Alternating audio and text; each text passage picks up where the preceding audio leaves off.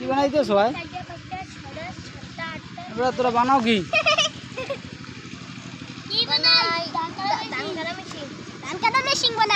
ধান কাটা মেশিন।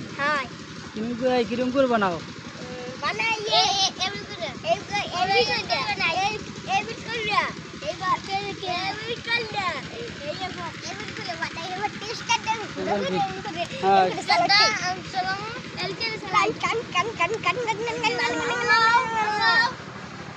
কিরম ভিতরে কিরম করে? এটার ভিতরে কি ধান? এটার ভিতরে ধান দিবি?